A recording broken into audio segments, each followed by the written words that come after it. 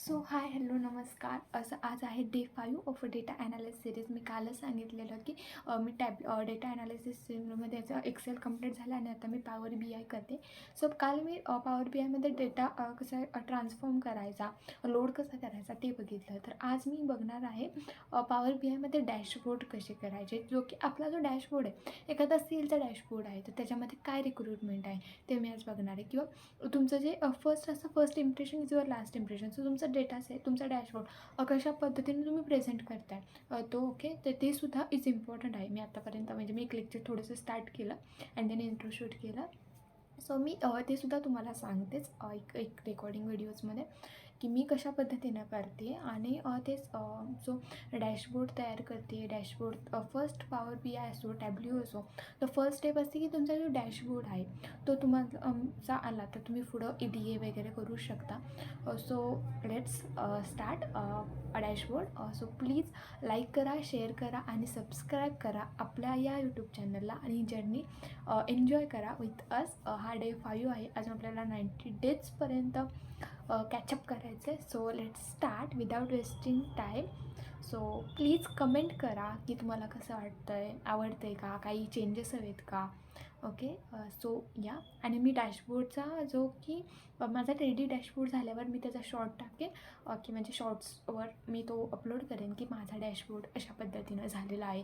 आणि जर काही चुकत असेल तर तुम्हीसुद्धा मला सजेस्ट करू शकता की नाही तू अशा पद्धतीनं करतो, तशा पद्धतीनं कर, हे सोपं जाईल, असं जाईल. सो प्लीज कमेंट करा and let's start. So firstly मी की जे लेक्चर आहे ते बघितलं, कारण यूट्यूबशिवाय it's impossible to teach. Okay, because of they share more and more content.